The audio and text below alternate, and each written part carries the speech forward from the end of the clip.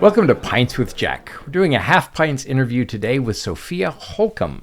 So, welcome, Sophia, to the show. Thank you. This is kind of crazy because I've been listening to this podcast for 3 months now, and to finally be on it, this is insane. I'm so happy to be here. Thank you. Well, listeners, Sophia's father was recently consecrated as the fifth bishop of the Diocese of Central Florida. So he's my boss. And he shared with me, the first text he sent me was a picture of Sophia with a set of the Chronicles that she had found at Costco, and told me that she's taking a class. And so I guess, now tell me the story. Your dad said like you came in and you were mentioning something about the podcast, and how did that connection happen? Yeah, so we were talking about my class at school, and he said, Mm-hmm. "Oh, I know this guy who's a priest in the diocese, and he's also a C.S. Lewis scholar." So I thought that, I was like, okay, maybe he could come in to the class sometime. So that'd be a good opportunity. And then Yeah. I one day needed help trying to understand the Great Divorce. And Mm-hmm. so I searched up a podcast trying to find anything, and that was the first thing that came up. And so I started listening to it with the Great Divorce. And then I saw this name, your name, Andrew Lazo, Mm-hmm. and that kind of rang a bell because I feel like my dad had told me your name. And so I was like, hey, is do you know this guy? Does he have something to do with the Diocese of Central Florida? And he was like, yeah, it's the guy I was telling you about. So it kind of just happened by chance and me just searching it up one day. So it was kind of uneventful, but kind of funny. That's So, great. Well, it sounds like the Lord's doing some stuff. mm-hmm. So we sent you some Pints with Jack swag, and we even sent you one of Yes. my little rocks from Addison's Walk. Yes. Thank you for that. Oh my goodness. I carry one with me every day just as a reminder of what two or three friends talking about the things they love can do to change the world. And it feels kind of stupid when I'm there in Oxford and I have a baggie and I'm throwing rocks into my bag to carry back across the ocean. But once in a while I meet people like us, and they really get it. So well, we're grateful that you have come on the show. So I just want to jump right in. Tell me how you started getting into C.S. Lewis, and tell me about his impact in your life. So, growing up in a Christian home and going to a Christian school, I was pretty much surrounded with Chronicles of Narnia from a very early age. And I visited Oxford when I was 6. Ooh. So, I don't think I understood any of the gravity of what any of that meant at the age of 6. But I do remember going into Eagle and Child and on the wall seeing this picture of this guy. And my dad told Mm-hmm. me, "Oh, that's the guy who wrote those books that we bought for you, Chronicles of Narnia." And I was like, okay, that's cool. And so a few years go by. We're reading it in school. We're reading the Chronicles of Narnia, and oh, that's That's the Eagle and Child. Yep. Yep, right there in the rabbit room. Yeah. So yeah, a few years later in school. Yeah. So a few years later in school, I was reading The Lion, the Witch, and the Wardrobe. Mm-hmm. And I remember distinctly the day I was reading that. I read it in like a day. I went ahead of the class because I couldn't help but realize these profound truths that this author was able to work into a story. And that was probably the first experience I had with a story like that. And I distinctly remember just learning about Aslan and who he represented in this imaginative proposal. And I was blown away by that. And then I kept reading it, The Chronicles of Narnia, and I started forcing myself to read it because I felt that I should enjoy it and that I should read it to be a good reader and probably a good Christian part of that. And so then that leads me to this summer Yeah. when I'm signing up for classes. I decided to sign up for the Life and Works of C.S. Lewis because I should, since I'm at a classical Christian school. So me coming to love C.S. Lewis is out of what it felt like an obligation to do.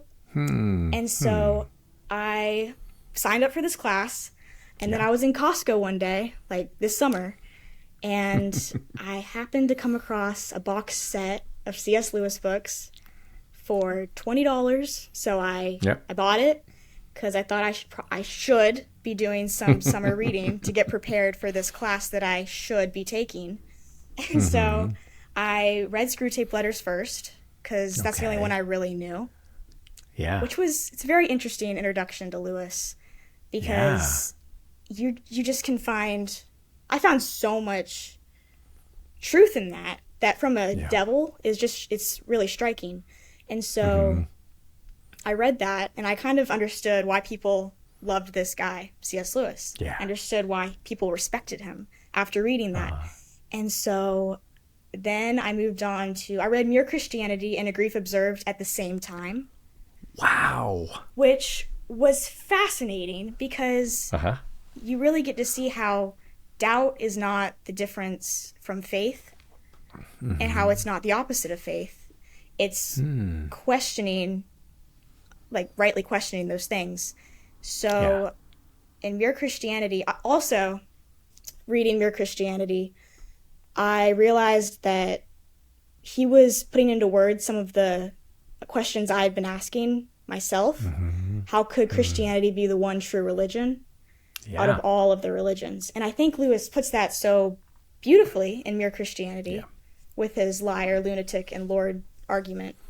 Yeah. And so I was even more convinced when I found out he was an atheist, because if a former atheist could be so convinced of the absolute truth of Christianity, I should stop making it an obligation to read him and start paying attention, pretty much. So then after reading those books, I took off. So it was mainly me trying to be a good reader and doing things I should.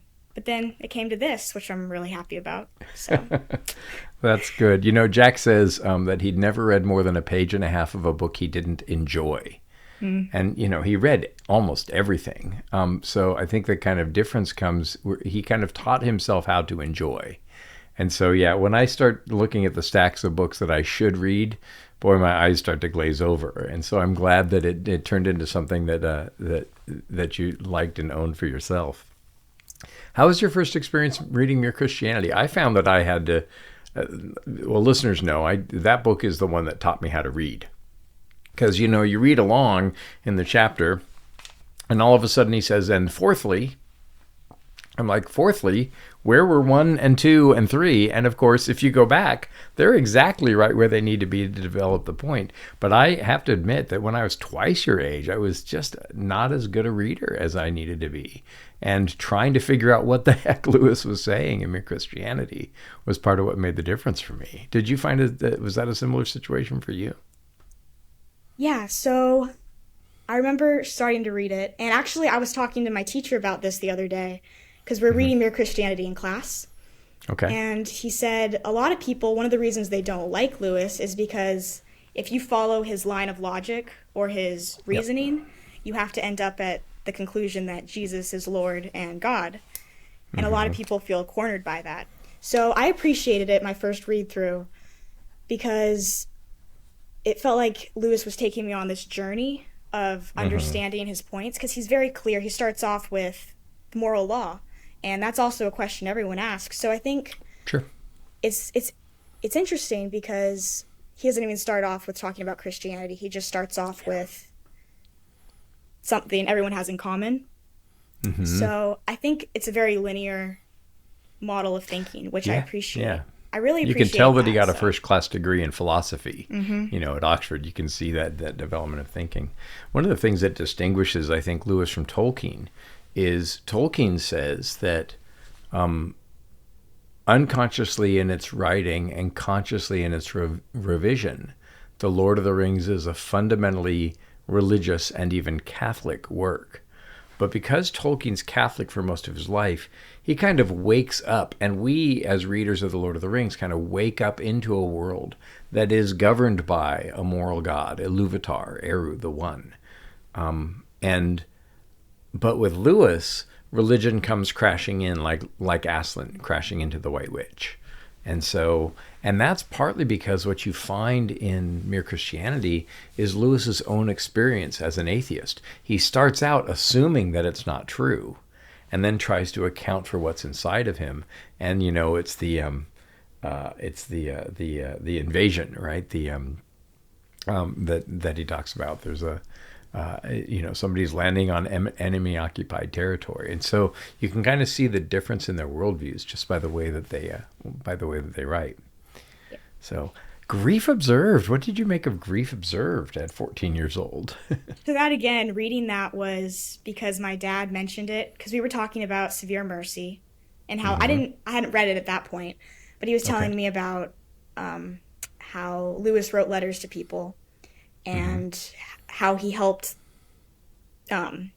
Sheldon Van Auken through his grief of Davy. And he said, there's also this book called Grief Observed about Lewis's wife dying. So I decided it was really short and I should probably read it. And so I picked it up. I read it in a day because it was unlike, of course, it's unlike anything else he wrote, because it's him. I don't think he ever lost his faith. I think he was questioning a good God. And I didn't know any of this. That passage where he says either God's impotent or he just doesn't care, but either way we're for it. And I'm paraphrasing it badly, but yeah, he settles on this faith, and maybe understands that what's going on with him was influencing some of what he thought. So was that your first introduction to Joy Davidman? Yes. So I read it not knowing anything about Joy Davidman, not knowing their story of how they met or their relationship. So when I was reading it, I didn't even really know her name. Okay. And I just knew that this was about his wife, and that was all I knew. Right. So it was an interesting, unorthodox second book to choose, I think. Yes, it was. Yeah, I did a book called Mere Christians, and I'll give your dad a copy for you if you're. Have you read it? I've read it. Yeah, I have read it. Okay. Yeah, I have it. So, But people kind of came into the people kind of come into Lewis in a lot of different ways, and I don't think Grief Observed is one of the main on-ramps, but they get there. And of course, you know that H stands for Helen, which was her given name. And then, when did you read Becoming Mrs. Lewis? I listened to an interview with Miss Callahan on Pints with Jack. Okay. And I decided I should learn. I wanted to learn more. This was a desire now to learn more, not an obligation. Oh, so good. I really wanted to learn more about Joy Davidman, because I was like, okay, she has to be pretty impressive if she could stay on the same level as Lewis. Yeah. And so I started reading that, and it was a really good introduction and examination of her, because it's not a biography. So it's nice because I got a picture of her early life, with Bill and her children. Yeah. And it's fascinating because she lived such a short life, but there was so much that happened. Yeah. And then, so that was my first real introduction to Did Joy. you read the hardback or the paperback? I read it on ebooks on my phone. So, but I had there was extra stuff in there, so I read all that stuff. Yeah. So that was the expanded second edition. So I came to that book. I was doing some research at the Wade Center at Wheaton College, and I know that you've been in touch with Amy Peeler, and I'll beat the drums for Wheaton College too. But so I had done some research at the Wade, and they told me about this person who was writing this book about Joy Davidman, and with my work on Till We Have Faces, of which Joy was, according to some of Lewis's friends, the co-author. So Patty got a hold of me, and I read the book, and I read the hardback, and there were some issues that I had with some of the factual things and whatever. But she's, as you said, she's writing her own supposal of what Joy Davidman was like. She's writing a novel.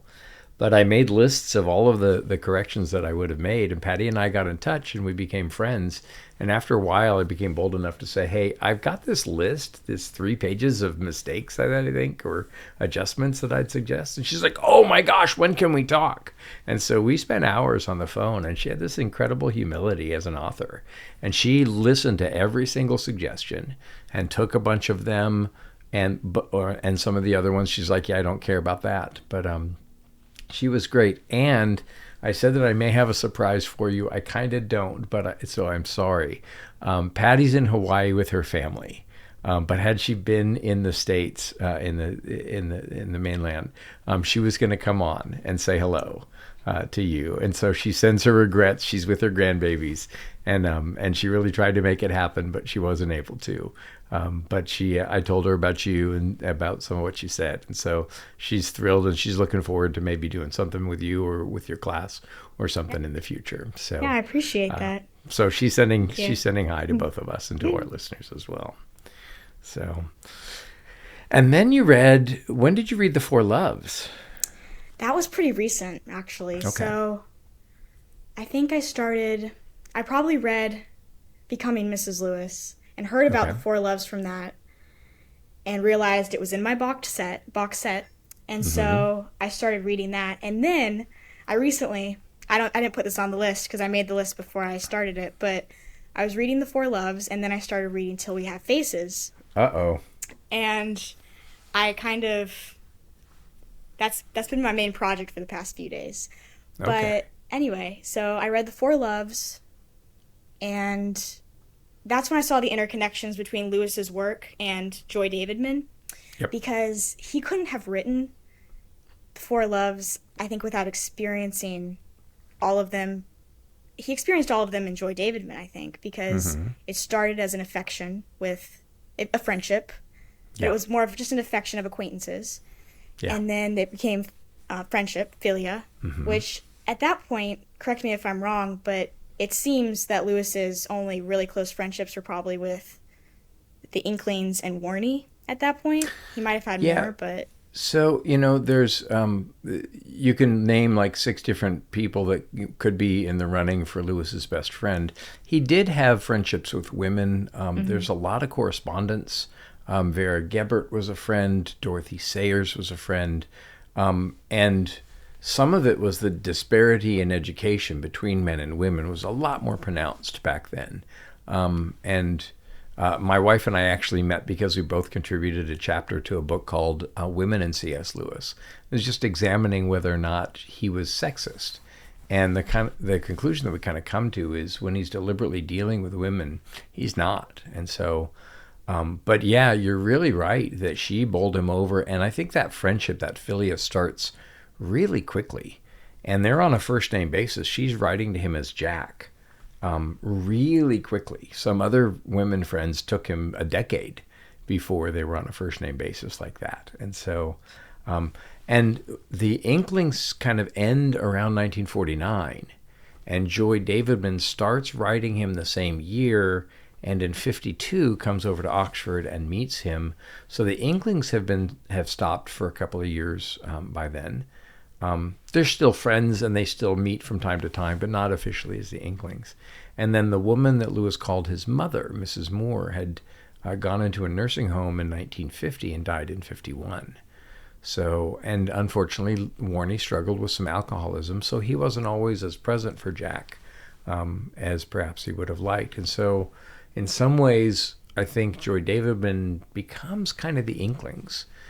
In some ways to Lewis, and kind of meets him at a really key time in his life. Now, you said you started reading Till We Have Faces. Have you listened to any of the episodes or anything about that? I have. Okay. I'm more than halfway through right now. So I was planning to read it chapter by chapter along with the podcast, and then I kept going. It's fascinating. But I listened to a little bit. Mainly the introduction, because I was trying to understand how to read this thing, because I hear it's famously twisty, have some different things going on. And so I've been reading that, and there's some parts that I think it's very probable to think that Joy was a co-author in some regard. Yep. Because there are parts that I think only a poet like herself could have contributed, especially some of the things Psyche says about longing and whatnot. So, yeah, it's been fascinating to see. It's just fascinating to see how history and literature interconnect in that way. and Yeah, especially absolutely. Joy as a person. Yeah. So, Yeah, no, without question. One of the things he was really concerned with when it came to Till We Have Faces, and listeners, I promise not to turn this into another Till We Have Faces episode, but as you probably picked up, that's that's been my work for the last almost 2 decades. He was very interested in making sure that no masculine note kind of seeped into the book. He wanted it to sound like a woman. And how do you think his success was so far? so far, it's pretty impressive because there's some parts. I noticed one part where it says something. I'm going to paraphrase it badly, Sure. but I think Orwell. Am I saying it right? Orwell. Orwell. That's how I Orwell. pronounce Okay. it. Yep. She says something about when she's learning how to fight, and I'm going to paraphrase it, but how if she would have been a man, she should have been created as a man and her manly virtues. And that rang the bell of when Lewis said to Joy about how she has the virtues of a man. Yes, And I once praised her for her masculine virtues, Yes. and she asked me how I would like to have been praised for my feminine ones. A good riposte, my dear, and of course that's a sword fighting term, right? So Yeah. nice pickup, very nice pickup. Yeah. He also describes her in A Grief Observed in a lot of male terms. She was my trusty comrade, my shipmate, my fellow soldier, right? These kind of traditionally male roles. And he says, all that my men friends have been to me, and I have had good ones, perhaps more, right? And so they're not quite sure what to make of her. And, frankly, the rest of the world isn't quite sure what to make of her. So there'll be a chapter or two in my book kind of correcting, I think, some of the mistaken notions about her. But she would, I spoke with Douglas Gresham, with her son, and we were in the kilns in Lewis's home, and he said there was a double author to that book. And Mother, he said, Jack would write a chapter and come down, and Mother would he would read it to Mother, and she would make corrections and help him write more like himself. So she kind of served as an editor, but there are a couple of moments where you clearly see just a female's voice coming through. So, well, I'm excited to hear about your reading of that, and if I can be a resource for that, of course, I'm happy to. What kinds of stuff are you reading in your class? What's the syllabus look like? So we just finished Surprised by Joy, Uh-huh. which that was. I've heard from a lot of people that it was, a lot of reviews say that it's slow and it's not that interesting. But when I read it, I was fascinated by it because, like I said, one of the things that interested me about Lewis so much was his past as an atheist. And you just get a lot of that in Surprised by Joy.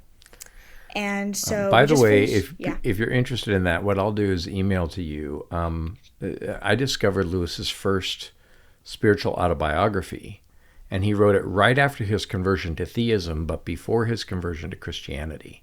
And it's a lot less story and a lot less kind of deliberately prosy, and it's much more straightforward.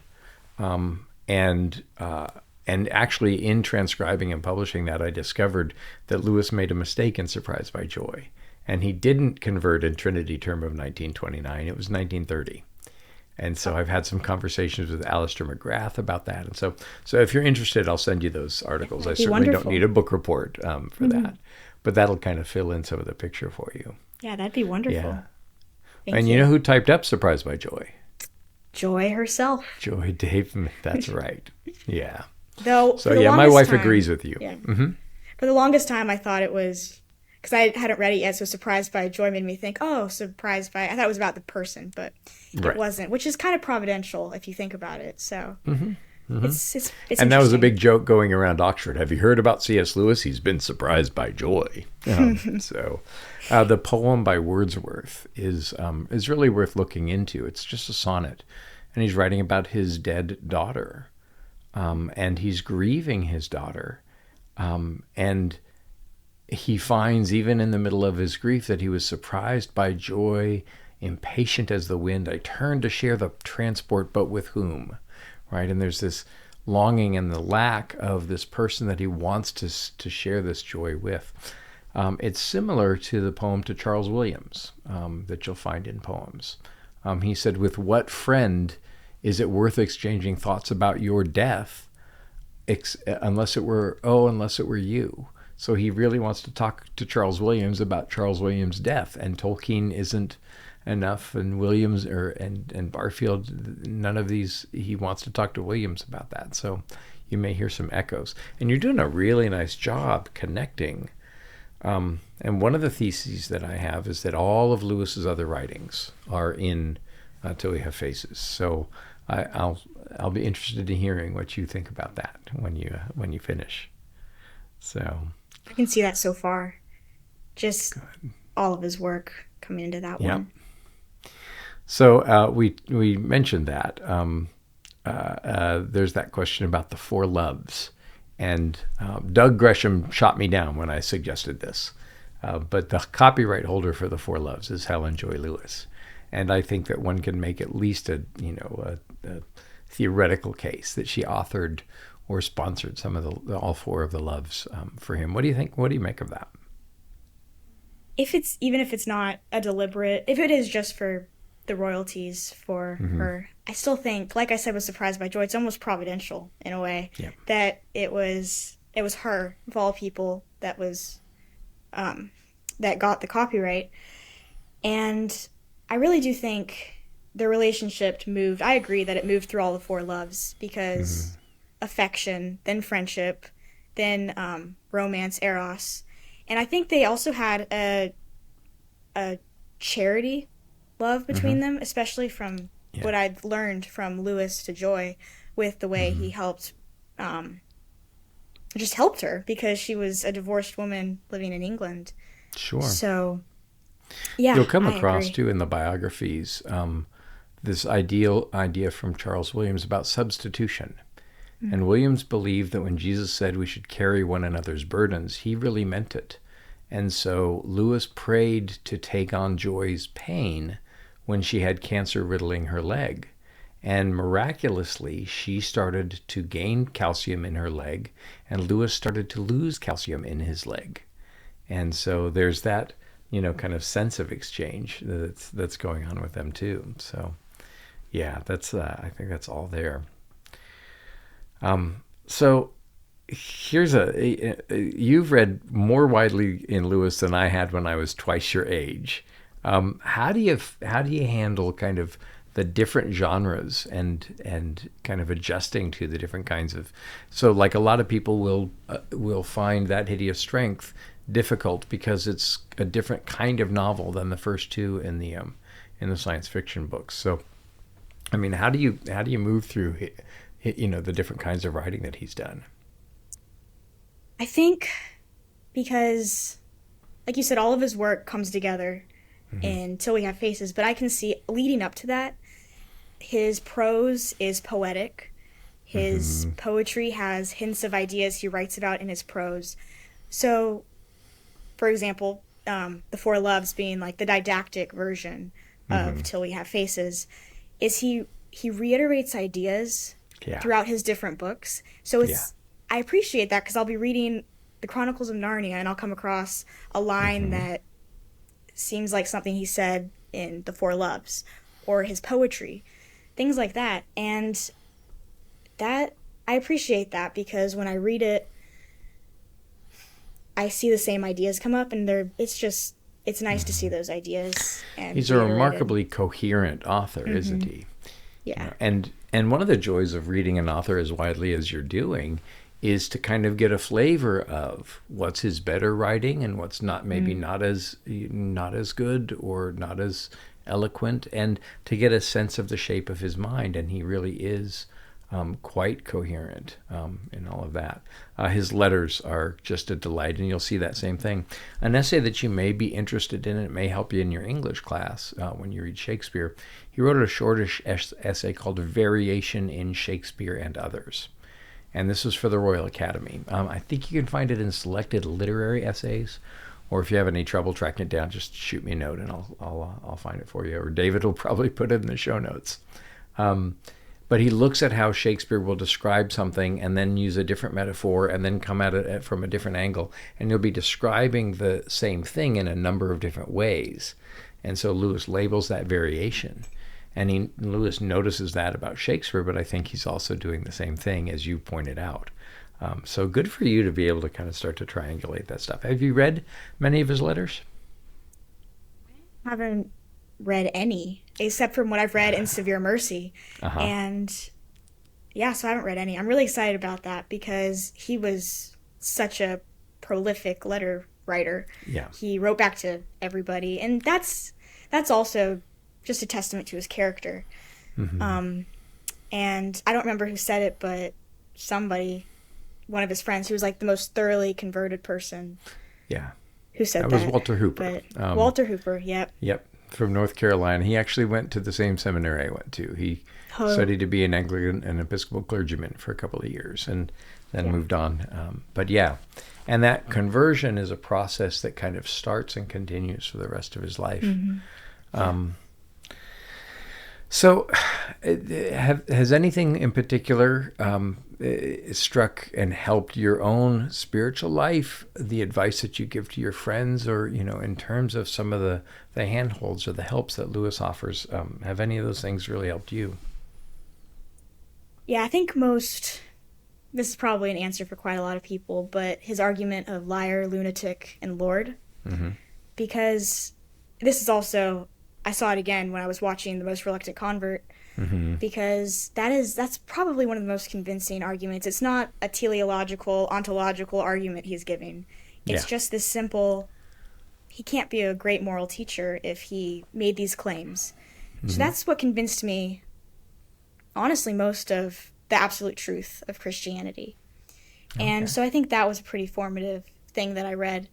And then, in The Four Loves, in Charity, he says, I'll paraphrase it, but God loves into creation these beings that he foresees them committing cosmic treason, foresees the cross, foresees all of that, and herein is love. Loves them anyway.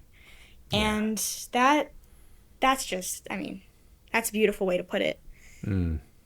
And so I'd say those were the two main things that I remember from his works that really is formative. That's great. Mm-hmm. Yeah, well, and I find that the more I read Lewis, the more those things kind of come along and help. By the way, if you want to learn a little bit more about that kind of charity, your dad's sermon to the priests the other day was really good and right on point. So it may earn you some dad points if you ask to see that. I will. So Lewis famously says, and there's a great letter in Tolkien's letters about Tolkien writes to Lewis about coming to the bird and babe and hearing the roar and knowing that one can dive right in. And Lewis says, when one has read a book, I find there's nothing so nice as discussing it with someone else who's read it, even though it tends to produce rather fierce arguments. And I say, because it tends to produce good arguments. What do you make of that? What do you think of that? And how do you see that in your own life? Well, I'm lucky because I go to a classical Christian school where a majority of the kids there have read, if not all the Chronicles of Narnia, most of them, and Screwtape Letters. Mm-hmm. And so I have quite a few friends who, they all have different views on the order that Chronicles should be read in. And there's only one view. Yes, they're the correct one. Yep. And so I think there's a lot of truth in that, because reading a book, especially like one of Lewis's books with a friend, is they might have different views of predestination or how he resolves the problem of pain. But we always agree on the main truths. So I love talking about how he shows Aslan. That's a really great conversation starter with anybody. But yeah, I've seen that in my own life, especially with teachers, friends. Sure. Mainly, yeah. Well, and in a classical school, I imagine there's a fair bit of dialectic. There's a fair bit of arguing, and can you prove your point? And that was Lewis's own education when he was about your age. He went to a private tutor. and learned how to hold his ground with an argument. Lewis said, in such matters, to find an enemy is almost to find a friend. So I think, yeah, that's definitely true. Especially with teachers, because I have some teachers who, because Lewis, his views of predestination and God's elect is not everyone agrees with that. But I love talking to, especially my teachers, about it, because they're my teachers, so they have great arguments for it. Sure. But we'll talk about that, and we disagree on it, but we agree on the fundamentals. So I think, I definitely agree with him on that. Well, I want you to tell, I want to shift gears, and we may chop this up and put it at a different point in the interview. I'm not sure, but I'd love to hear, you first kind of came on my radar, and I felt free to ask you when your dad posted about your own podcast that you guest on. So would you tell us a little bit about that and where we can find it? Yeah, so the podcast is called Kids Talk Church History, and it's me and my co-host interviewing an expert on some event in church history. We've been going through the Reformation right now, and we talk about, one of our main focuses is how Jesus has faithfully preserved his church through all wars and shifting of rulers. And so it's been fun because I've gotten to learn a lot about church history when that wasn't really my thing. And so we've been going through the Reformation, and it can be found anywhere you listen to podcasts. Okay. And we're in partnership with the Alliance of Confessing Evangelicals. So all of the hosts are Christians. So it's really nice because we get to blend theology and church history into one, which I love the interconnections that we find. Absolutely. So, yeah. No, that's great fun. And that's part of why your dad's consecration was the first one I'd been to. And part of the reason that, having been raised in no tradition and having come through a number of evangelical traditions, part of the reason that I'm a liturgical Christian and part of the Anglican Communion is I love that connection from your dad all the way back to the apostles, and the bishops that started the Anglican Communion and, the Church of England. And that stuff I think is meaningful. And so I'm grateful that you guys are dabbling around, and not dabbling, but digging around and exploring some of that. So listeners, Kids Talk about church history, and I think that you'll be pleasantly surprised. So I do want to have an argument with you. You said something about enjoying what Lewis said in the Sheldon Van Auken records. Christians never say goodbye. So I think that that's wrong. But I want to hear why you agree with that. Well, I'll start off with saying I think Christians should say goodbye. God be with ye. So, okay. Listeners, she just took the teeth out of my argument. So, keep going. So, I think in the sense Lewis means it is about life eternal together, and the long view that Christians have of new heavens, new earth. So I liked that line because knowing what was going to happen in Van Auken's life and what was going to happen in Lewis's own life with joy, his health problems later on in life. Yeah. And so I think the principle of it is what I found so striking about it. Yeah. But I do agree we should say goodbye because it's God be with you is a good thing to say. So there's two ways. But good for you. Well, that was exactly the teeth of my argument. Part of that, though, comes from, and it's very formative for me, not only as a person, but then as a high school teacher, and I drilled this into my students when I would teach them Lewis. In the Four Loves, he says that people are far more likely to praise or dispraise than to define and describe. And I think that a lot of the heat of an argument go out as soon as we define exactly what we mean by the term. Right? I think that we've seen the word phobia take a real beating in our contemporary culture.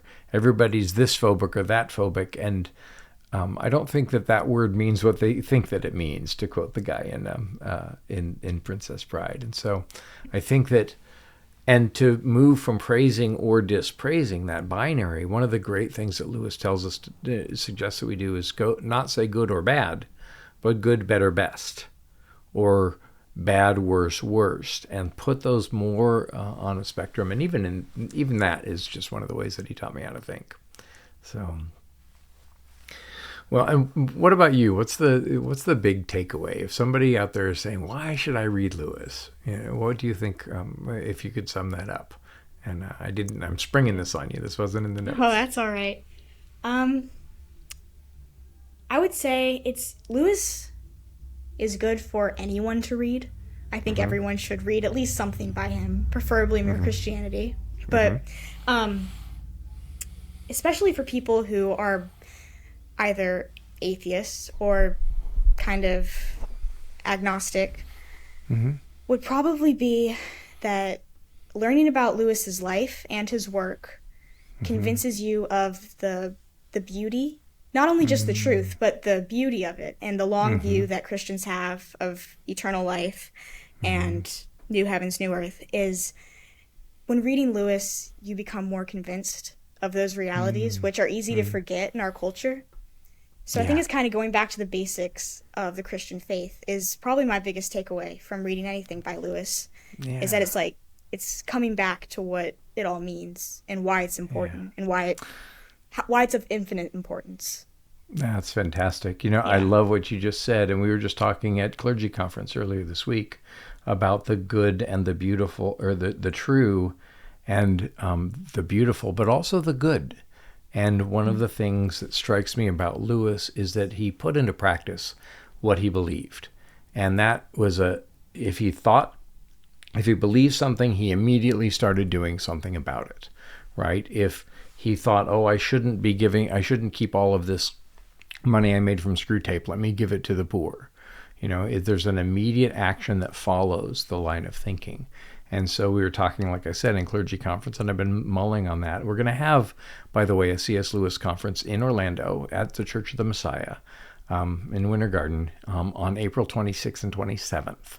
And I'm still kind of thinking through what to call that, but we'll probably touch on the good and the true and the beautiful. And so, love to have you participate in some way if you wanted to.